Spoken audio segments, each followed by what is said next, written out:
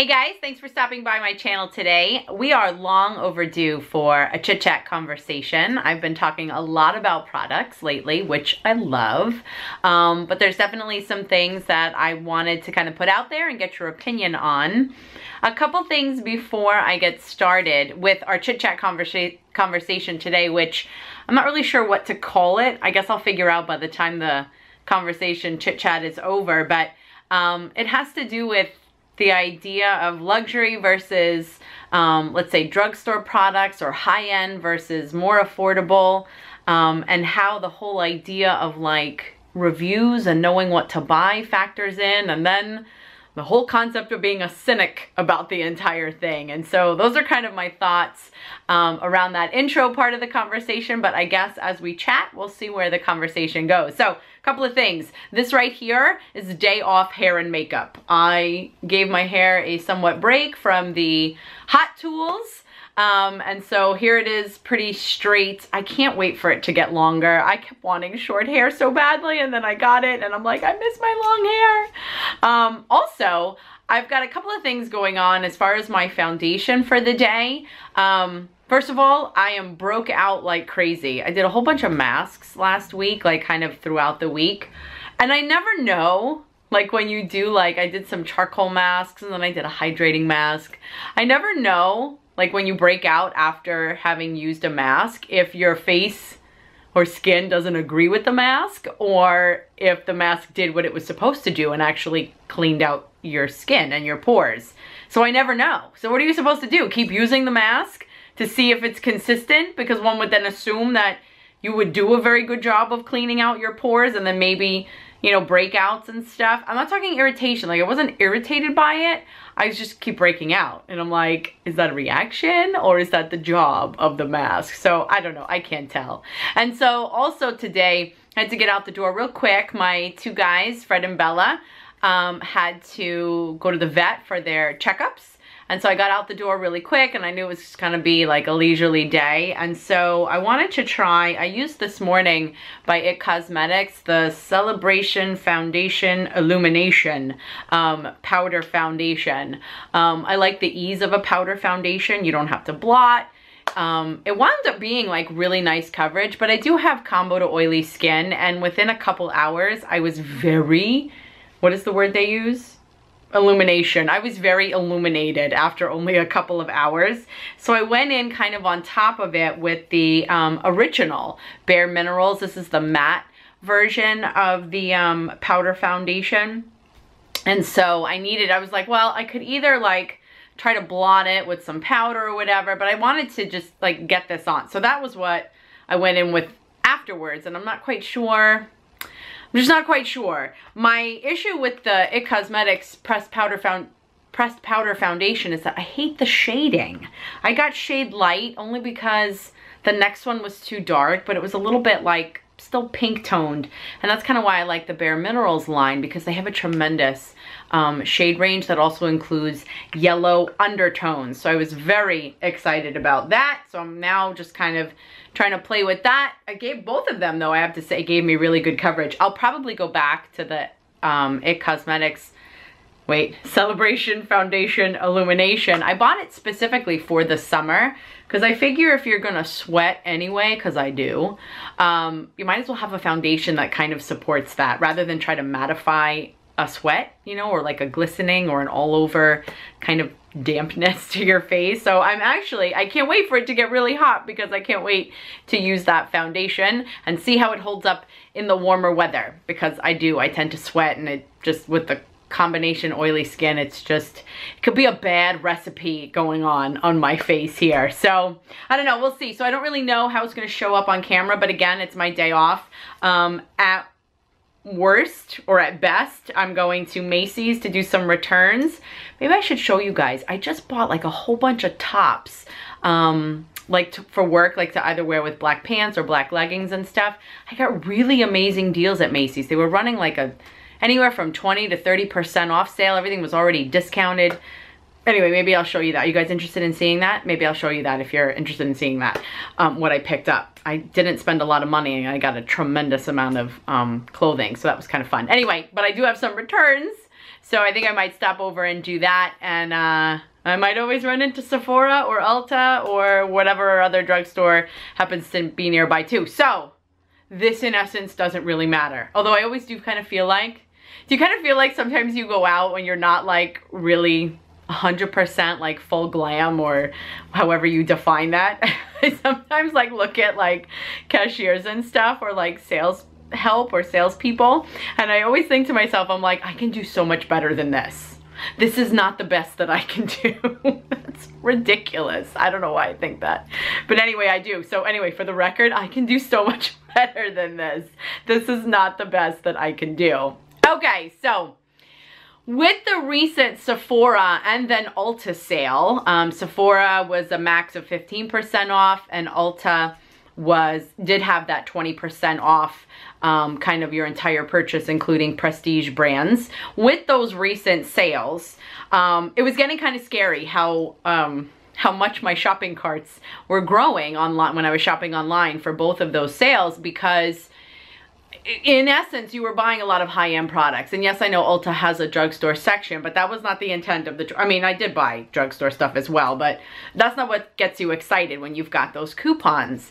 And it's amazing to me how much I spend on cosmetics now, and skincare, and hair care for that matter, versus what I did before when I was younger. And honestly, what I did before there was YouTube. I always think back, like when I was in like, well, high school for sure, maybe college, I don't know, it just wasn't as big a deal then. Maybe it existed. I had no idea that it existed, this whole idea of YouTube and learning, watching tutorials and hauls and monthly favorites, all that stuff. I didn't have that growing up. And in fact, I don't even recall at that time going through high school and college and being around women who wore beautiful faces of makeup. It just kind of wasn't a thing at that time. And I grew up in New York, so it's not even like I was in a less or a more rural area maybe where that might be less common. I'm not making judgments about that. I'm just saying I grew up near the city, where city life sometimes, that's not gonna come out right, but you know what I mean, okay? Like I wasn't growing up in a small town. I wasn't a hippie. Now I just insulted hippies. Can I just leave that alone? Can I just say that I grew up in an area where makeup might be common now, let's say, and we have to worry so hard about being PC and not insulting people and not making something come off the right way. It sounds right now so much better in my head, but you know what I mean. So I didn't wear a lot of makeup at that time. I wish I did. I wish I grew up like 10 or 20 years later, because I would have loved, I had awful skin. I would have loved, it always felt like when I wore full makeup that it wasn't the norm. That's a good way to say it. It wasn't the norm. And so now I feel like it is, because it has become much more acceptable, and it is much more out there. As such, I am now exposed to so many other products. Thank God I have a job. Because back then, I wasn't working that much. I certainly wasn't making a lot of money in order to be able to, I don't even know how I would afford all of the stuff that I purchase now or that I see other people purchasing. So my point is, this whole idea of spending a lot of money on cosmetics. Thank goodness, and skincare and hair care. Every time I say cosmetics, I guess I'm kind of including everything together. Yes, the drugstore has come a long way. And the quality of their products is definitely light years better than it used to be. But is it actually better? Is it better than high-end? High-end charges, you know, a lot of money, and you kind of come to the point where you're kind of like, why? And we talk about dupes a lot, and my response to that is it is never a dupe. They are not exactly the same. You cannot convince me that anything is exactly the same. Two items can be very similar, but they're never exactly the same. That being said, sometimes the drugstore version is actually better than the higher end version.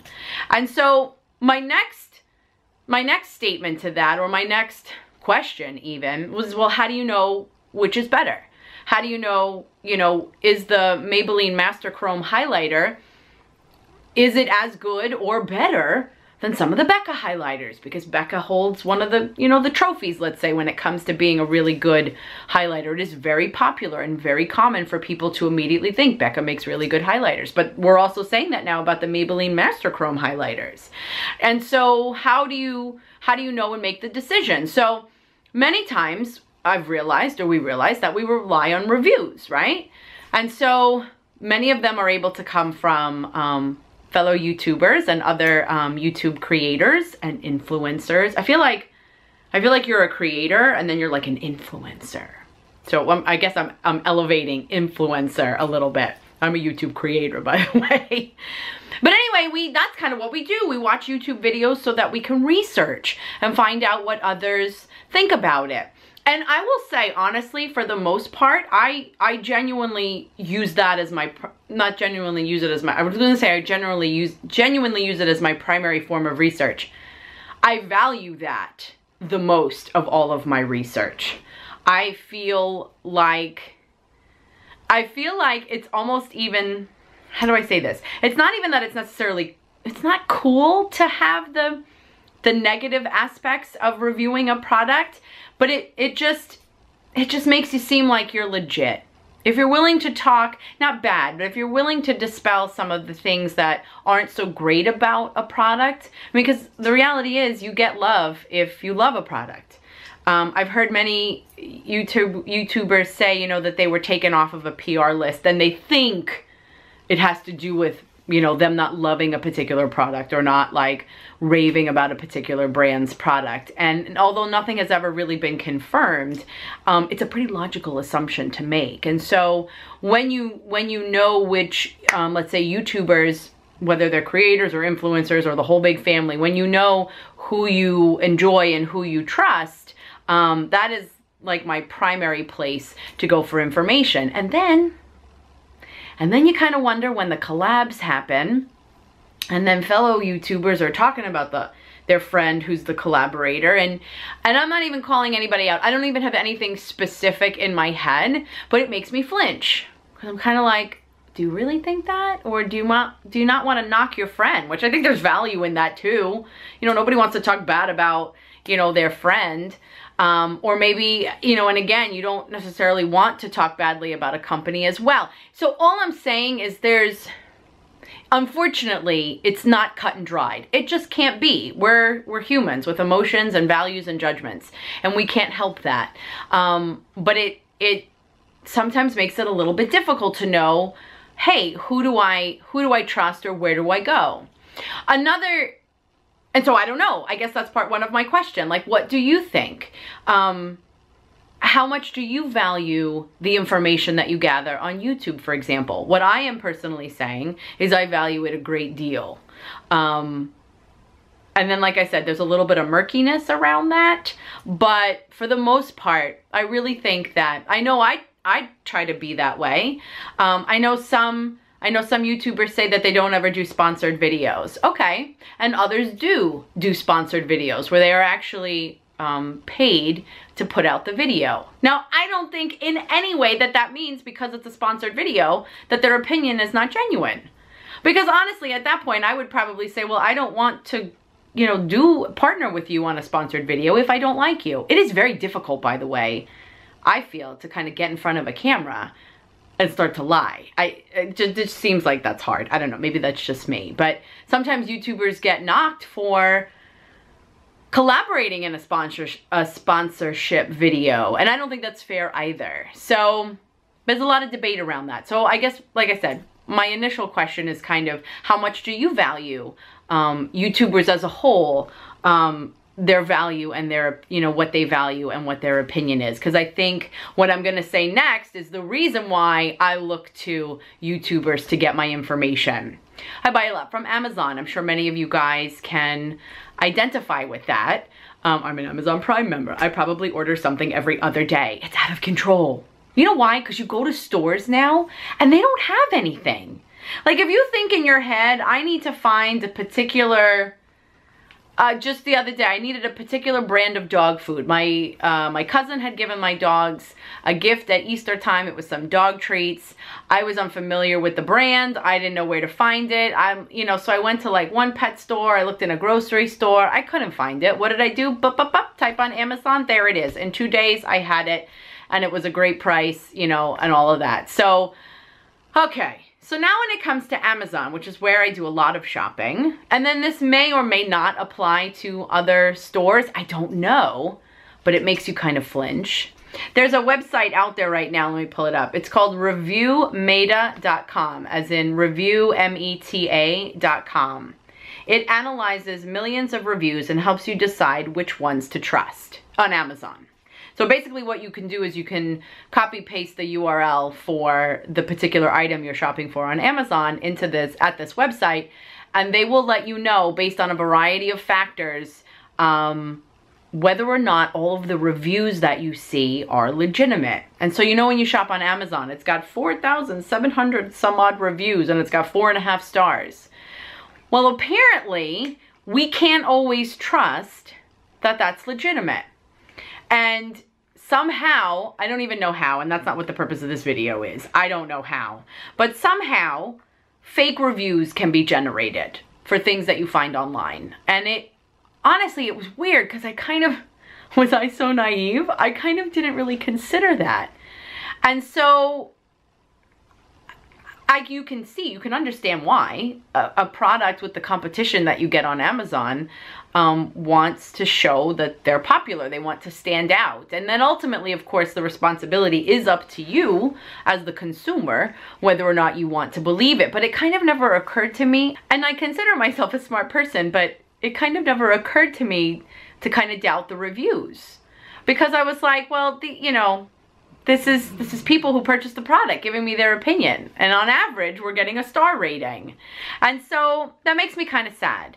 And reviewmeta.com is not the only website that does that. There's a couple others that are pretty prominent. Did I research it for 25 hours? No, but it crossed my path and made me kind of go, it made me flinch. And so now overall, I can sense myself after seeing that the reviews on Amazon in particular may or may not be 100% accurate. And then having the whole, let's say, YouTube community where we just muddy the waters with things like PR and sponsorships and collaborations and stuff. I feel like now I'm getting cynical. I feel like now I'm like, well, I just feel like I'm being naive, and that I can't even put it into words because it's such a strange feeling. And I'm wondering if any of you guys feel that way when you're trying to decide what to buy. So I go back to originally now the conversation between high-end and more affordable things. So for example, in my skincare cabinet, I have 2 products. I have the Ole Henriksen Truth Serum. This is actually one of the larger. This isn't like the bonus value size. I think there might be one size larger, but this is clearly not the 1 ounce. This is, shoot, I forget. Oh, this is 1.7 ounces, and it's up there. I don't know, is it $48, $58? It's right up there. Something, honestly, I cannot remember offhand. I did buy it when it was on sale, so that was nice. So 1.7 ounces for approximately, let's say $50, give or take. And then at the very same time, I'm using By the Ordinary. This is matrixyl 10% and hyaluronic acid. It's an ounce, and it was like $10, give or take. So if we were to compare, it should be about $20, same sizing, to $50 here, right? If we were just gonna try to compare. It seems weird. I'm combining really high-end skincare with really inexpensive skincare. Is Ole better than The Ordinary? Is The Ordinary, in fact, that? Is it only Ordinary? I don't think so. But this is what I think about the two, and in using the combination of the two. But before now, let me comment about this, and then I was going to comment about something else. I think what I've learned is that I have to take kind of all reviews with a grain of salt. I use it kind of as my foundation, my jumping off point, where I can kind of decide, okay, you seem to have a lot of reviews. Let me take a look at you. Let me see what the product is. When it comes to these two, what I know about them is that, and skincare, let me add, by the way, skincare is a little bit difficult because skincare is something that you need to see in the long term, which makes it even worse.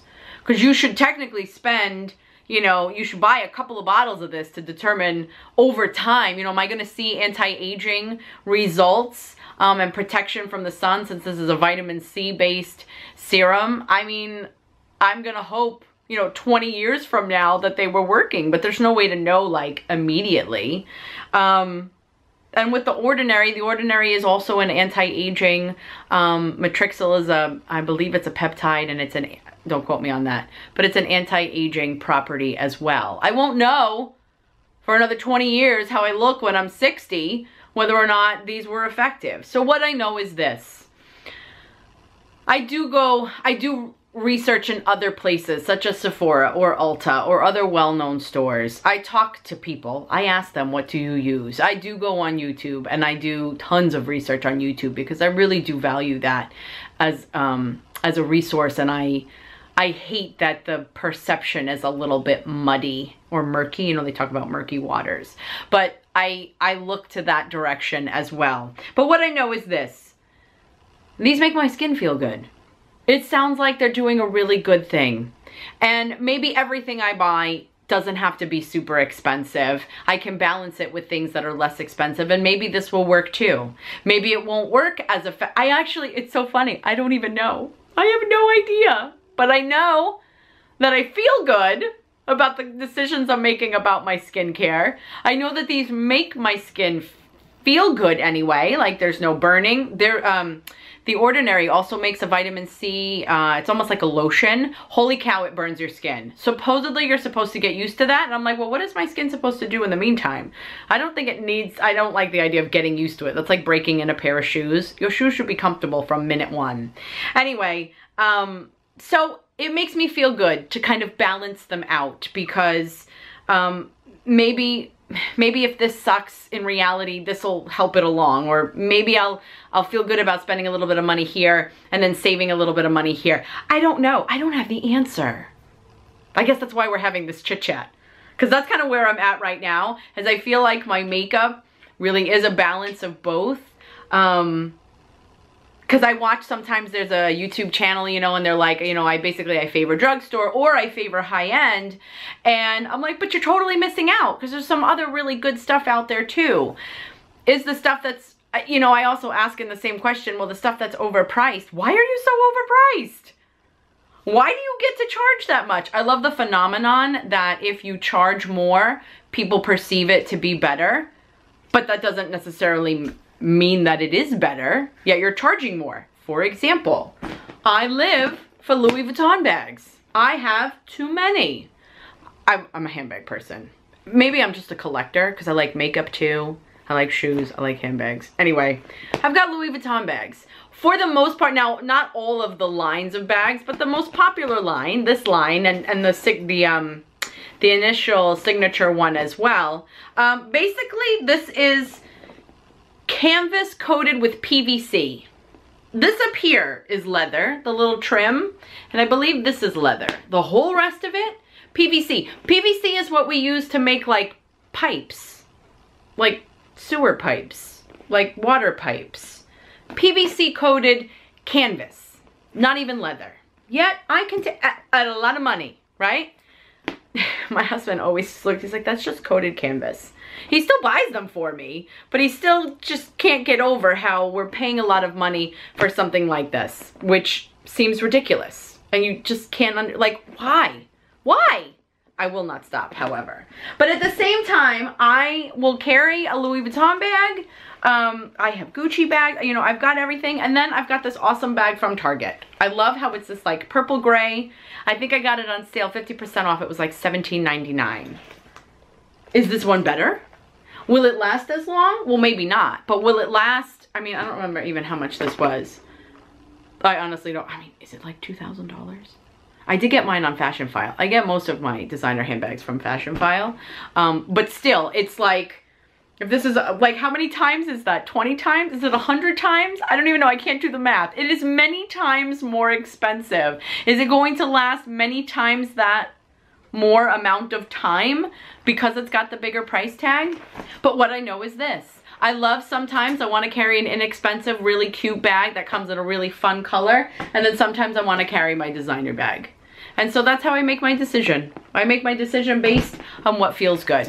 And that's kind of where I'm ending up with this, is that when it comes to buying, whether it's skincare or makeup, foundation is another place. Well, I was just talking the other day in one of my videos where I always favor high-end foundation.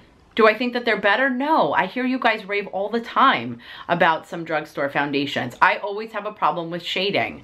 Maybe I'm also even super particular about the shading and how close it is. And I don't necessarily like lightening it up with concealer or darkening it up with bronzer. I want it to match me as close as possible. And I can get that when I buy foundations at Sephora or Nordstrom or wherever I'm buying them from. And I find it very difficult when I'm buying the ones in the drugstore. So that's a place where I tend to favor higher end stuff. I don't think I have it in front of me.